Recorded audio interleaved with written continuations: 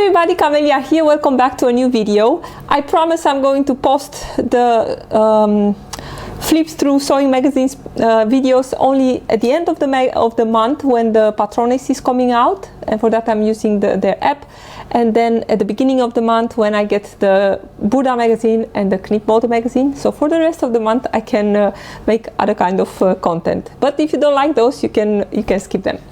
So for the new people here, I'm Camelia, or in the sewing world known as Calcedonia Sewing. I love sewing, I'm crazy about sewing, and if you are new, don't forget, maybe you can subscribe to my channel and give some likes to this video. But going back to the love sewing, I love sewing and I love making my sewing experience enjoyable, and for that I am convinced that having the right tools, and by that I don't mean expensive tools, but by having the right tools, that's already the best start you can have when starting a new project in sewing. So in this video I would like to share with you my most favorite items in my sewing room, and there are also the things that I'm using almost in every sewing project. Now almost, so there will not be all of them in the same sewing project, but a lot of them I'm using in my everyday sewing, because I do sew almost every day. So with no order but of preferences, but more order of how they are getting used, more or less, I'm going to talk you through my most favorite things, and I'm going to start with my favorite tracing paper. I'm using sewing pattern magazines for my patterns, and I also use normal envelopes, and you know, those ones are really pricey for me to get them here in Germany, and I never cut directly in the pattern, I always trace them over. And I used to use tissue paper like the one that they are using in these patterns, but that is really thin, and if you poke 2 times with your pin, you know that it's already destroyed. So I tried to look a little bit around for other kind of paper that is a little bit more durable, and that made me come to the Ersatz paper. And I used to have, it's a paper that I wrote here to be sure that I don't forget, is a 45 grams per square meter paper, and it's used in packaging. So I used to buy this paper on a smaller roll of 50 meters from a sewing supplies company, but it was quite expensive. And when my last 50 meters roll finished, I tried to look a little bit around to see how can I find some cheaper paper, because I'm sewing a lot and I'm using a lot, and of course I want to be a little bit cost effective, let's say. So that brought me to a packaging company that they are just selling all kind of packages for paper and carton and stuff like that, and also paper on roll. And they had also the Ersatz paper, and they have it there also in different kind of rolls. They have it in rolls of 10 kilograms and 5 kilograms, and of course the bigger you buy, the cheaper it is. So I bought 2 rolls of 10 kilograms, and one of these rolls has 440 meters on it, and I'm pretty sure that with these 2 I'm going to be for the rest of my life done with the paper. But it's a thin paper, it's really transparent, it's very nice, it's not as thin as the tissue paper, it's durable, I can pin through it, I can go with my tracing wheel, it's really, really nice paper. So Ersatz paper, 45 grams a square meter. I think that's the best way to look around for it. So that's the tracing paper for the patterns that are to be traced. But I am also sewing a lot with PDF patterns, and although I have a projector and I'm using that sometimes, I must say that my most favorite way to put PDF patterns together is, or to use them, because with a projector you don't put them together, you just project them.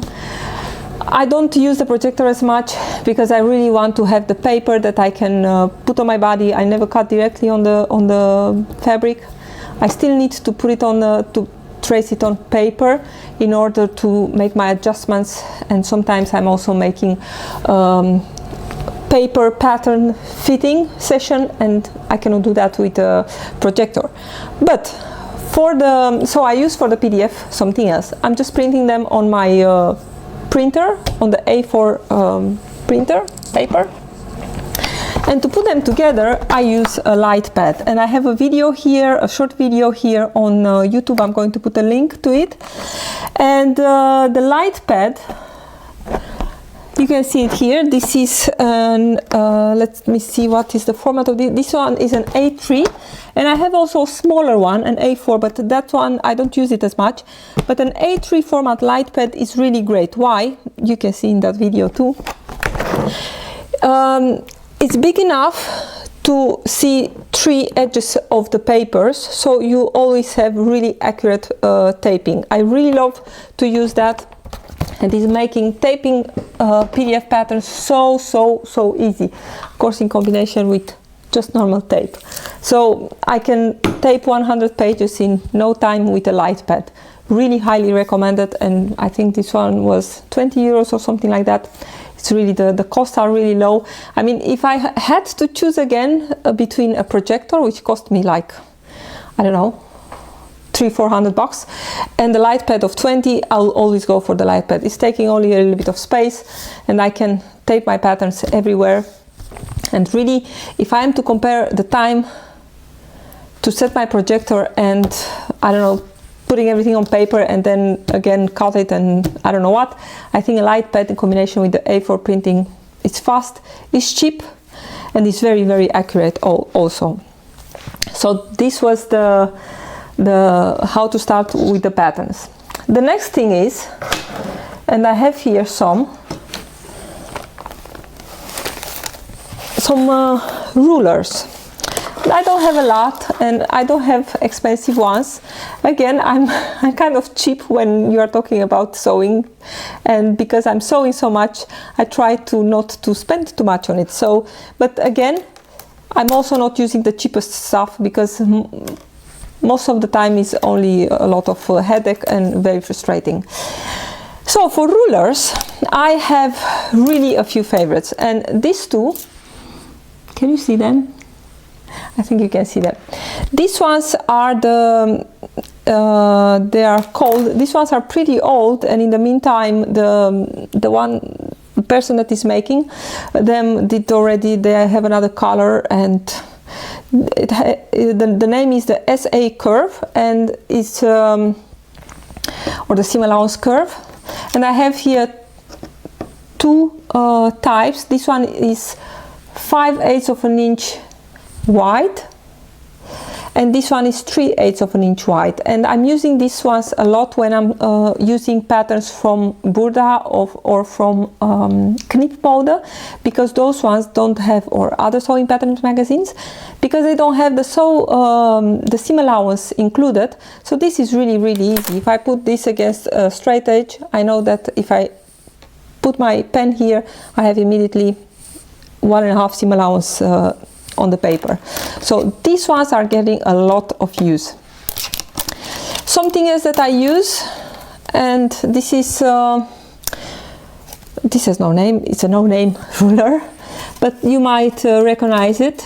It's can keep it against my blouse. It has some curves here, but this one is in centimeters, and I kind of like the ones in inches, in increments. But this one is also one that I'm using a lot. Also, when I'm making pattern adjustments, I use a lot of these curves to blend my lines. So this one is also a favorite.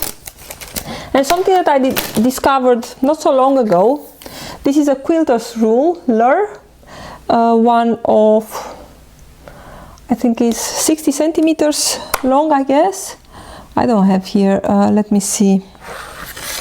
This is 0, yes, this is a 60 centimeters long quilter's ruler. This one is also a great tool to have in your sewing room, because it's transparent. I can also, and it has here all kind of angles, I can easily draw a line for a bias strip. And because it's quite long, it's really easy to, and it's quite thick, a few millimeters, 3-4 millimeters. It's also very easy to cut with my rotary cutter. So quilter's ruler, very, very handy in the sewing room.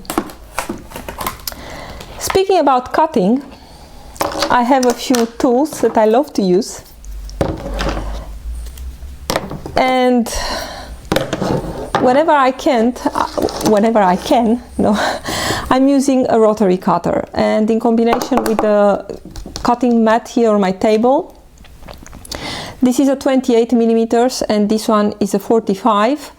I use the smaller one when I need to cut around necklines, armholes, so around curves, because a smaller rotary cutter is going to work really, really easy against to cut curves. And for all the other seams, for the straighter seam edges, I'm using 45 millimeters. I have these ones already for a really long time, because I'm just buying the blades and I'm just changing the blades. So if you buy one rotary cutter, it's going to keep you a lifetime. These ones are nice because I can I have here a thing that makes them really secure for not to cut myself. Always use these ones when your mind is at sewing, because they are really, really dangerous. You can cut yourself really, really badly with them. In terms of scissors, I also have some favorites, and I think what is the most loved thing when it's coming about scissors is a serrated scissor, and that is a scissor with some, of course you cannot see this, but it's one that it has some really, really small serration, like a small teeth, and these scissors are, in my opinion, the best ones. And I have here another brand. This one is from Mundial. This one is really not expensive. This one from Kai is an expensive one, but again, I think it's really worth it. But if you don't have the funds, a cheaper one, a serrated scissor, is always my top favorite. This one is a normal one, which it has a really has a normal blade, so no serrations, no small teeth. But if you can choose, I'll always choose this. Why? And I don't have here a piece of fabric to show you, but if you have the chance to try one, you'll see that if you use a serrated scissor, especially on a softer fabric like a rayon or a chiffon or something that is very slippery, you'll see how it's going to grab the fabric, and the fabric is going to be immediately nice and straight cut. When you are using a normal pair of shears, you will see that the fabric tends to go away from your shears from your scissors when you try to cut. So it's a really, really big difference. So micro serration scissors, really a big recommendation when it's coming to choose scissors. So next on my list are marking tools, and these days we have, of course, a lot of marking tools on the market.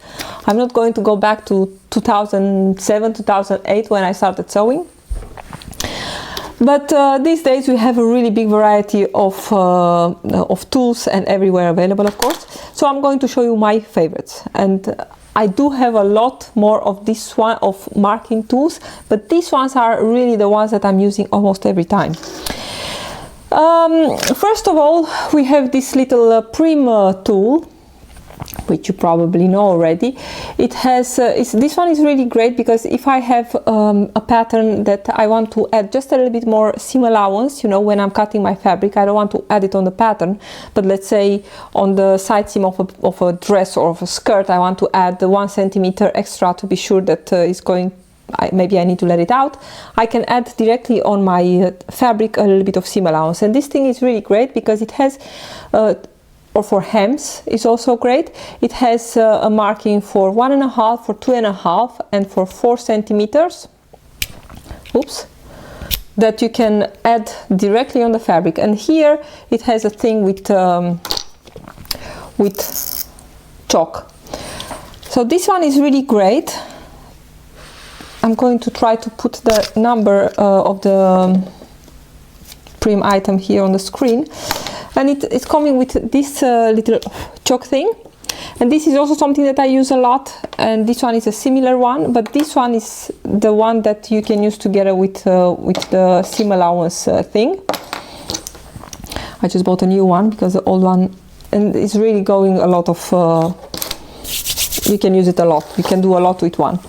And this one is also from Prym, also very nice thin line. Something that I discovered only a few years ago. You know, at the moment we started to hear on the everywhere on the in the sewing world about the friction pens, you know, the ones that you can iron and they're going away.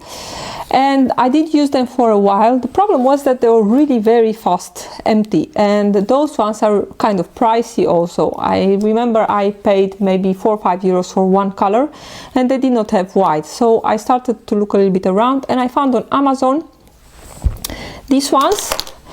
You get a bunch of them, you know, like the inside of the pen. And then you get also 4 colors. Mostly they are in 4 colors: blue, red, white and black. And you get also 4 pens that you can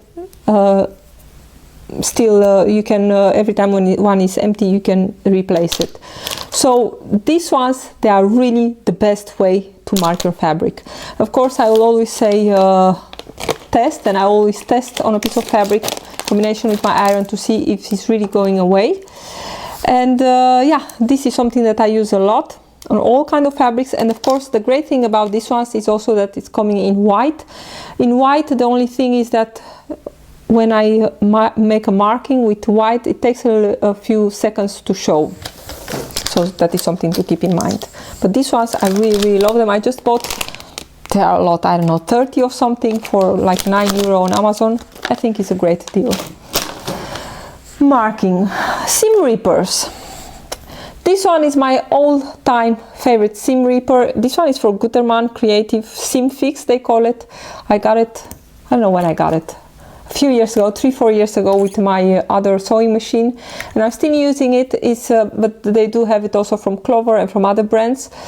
It has a rubber point here, also one here, but with this one, if I'm taking seam apart and I'm rubbing with this one, it's taking all the threads really, really easy out, and they are much faster to remove. So the Seam Fix Reaper from Gutermann. And as I said, there is also from a few other brands. Also some other tools that I use a lot. This is a pair of tweezers. And I did buy some new ones from Puff, but they are not here. This one is from my serger. It's a really great pair. It's very sharp. And this is an awl. This is from Clover. It's also something that I use a lot. Let's say when I need to do some really fine sewing on my sewing machine and I don't really want to put my fingers in, I'm just using the point of this to help feed that under my presser foot. What do I have here? Here I have an bodkin needle, and I have also the other one, the straighter one, but this one is a great one, and I first I try to use this one when I need to feed elastic through a channel or something like that, because I really hate using those standard safety pins, which they are always coming out or getting bended in the channel. They are a pain to take out. So bodkin needle for elastic. This is a really great tool that I always use when I need to feed elastic, and only if it's a really small channel that my thing is not going through, I come with other ideas. This is a bone point turner presser, I think. I think it's made for bone. I don't know what kind of bone. It was really cheap. It was only €1 or something from the craft store. This one is a great one. It can take heat. It's very pointy. It's really great. In terms of pins, I don't use pin cushions. I don't know why. I never liked them. These are magnetic pin cushions, as you can see, and these are these pins with the blue point. You can see them here better. With the blue is purple. They are really easy to grab. The only thing that I wish is that they were a little bit thinner. It's a quite thick pin, and the head is also made from plastic. I am not sure if it can melt in touch with heat, but it's definitely a little bit better plastic than the really cheap plastic pins. And when these ones are too thick, I'm using glass pins. Those ones are my most favorite ones, and I like the really thin ones to use when I'm using thin fabrics. So something to keep in mind. Something else that I use a lot in my sewing room is clear elastic, and I just realized a few days ago that I did not have any clear elastic anymore, so I had to buy some more. And I like to use the one from Vlieseline, and this one they call it Framilastic, and my favorite size is 6 millimeters, so the name is T6. They have it also in a little bit wider option, but I really like the 6 millimeter. Why I like this one? Because I can use this one on my serger. It's exactly the size of the hole that I have in the presser foot of my serger. So, and I'm using this always for, let's say, shoulder seams if I need to reinforce them in knit fabrics. I'm using this when I am making dresses, let's say jersey dresses, that I want to give a little bit of stability of the waist. I'm using also this one. So clear elastic, very, very useful. Also from Vlieseline, something that I use a lot is, especially in woven patterns, is a bias tape. Yes, it's a woven bias tape, which it has also a row of straight stitches in it. And this one is called the bias tape T12, also from Vlieseline. I have it in gray, dark gray and white. I think these ones are the only two colors they have, but this one is also a great notion to have in your sewing room. And what I have here, and this is something new for me, and new for me, yes, it's new for me, but it's not new on the market, but it's something that I never looked into it. This one is a seam tape, but it's a flexible one, so it's stretchy, and the use of this one will be in a neckline of a t-shirt or something like that, where you still want to have it that is stretching, but it's not like it's overstretching. So I have here the 15 millimeters width, and I have it in black and in white. It's also something that is handy to have. And I'm almost at the end. One of the most important steps in sewing, and this is my opinion, and if you are sewing, you probably know this already, is pressing. I think bad sewing you can save with good pressing, and good sewing you can really ruin with bad pressing. So for pressing I have 3 tools that 4 in combination with my, okay, let's not count the pressing board, but I have here a pressing hem, and this one I made last year. I think I have another one which is really worn out, but it's still good, but this one is really pretty with a new fabric.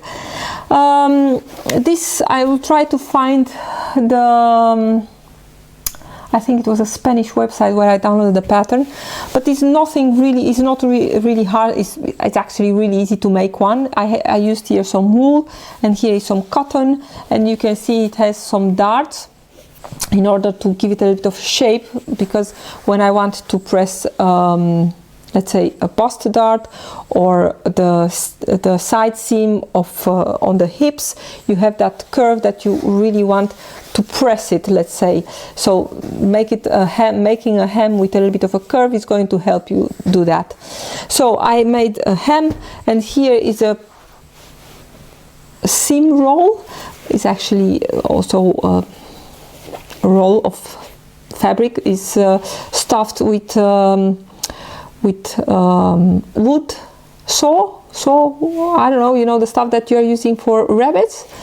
So that's what is inside. This guy could use a little bit more, but that's why I also did not close it yet. It still has 2 pins here, but this things I'm using a lot, and this one is my my clapper. You know, you have the fancy ones that you can buy in the sewing store, but this one is just a piece of hardwood that is really perfect. And of course, in combination with I have here one of my irons. A steam iron is really, really, really important. And to be honest, in the beginning of my sewing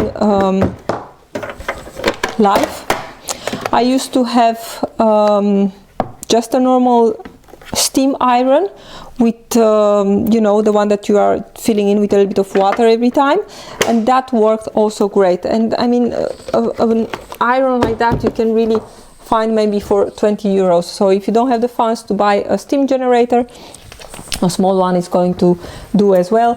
But I think having a steam iron is really, really helping in sewing. Now that I have all this said, I have only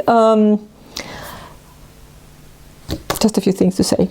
First of all, I'm reading the last time about, I think there are a lot of people that are new to sewing, in I don't know, maybe in combination with what we had with Corona, that a lot of people were home, of people just want to try a new hobby.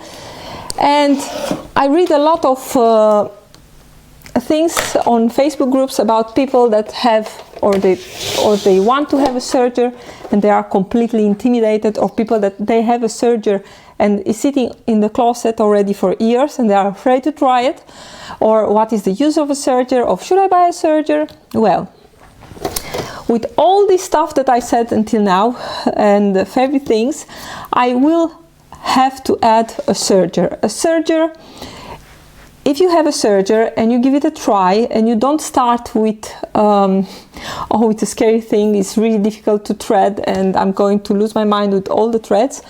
If you are starting, I'm going to try this and I'm going to make it work, it is going to work. And this is a serger that, this one I bought second hand. It's not my main serger, I'm using a fancier one, it's true, but when I started to use a serger years and years ago, it was also second hand and it worked great. And when I started using one, I was thinking why I did not try one before. It's great to finish your seams. You'll see that finishing a seam with a serger is going to take almost no time if you compare with finishing a seam with a zigzag on your sewing machine. And it's much, much prettier. It's great for sewing knit fabric.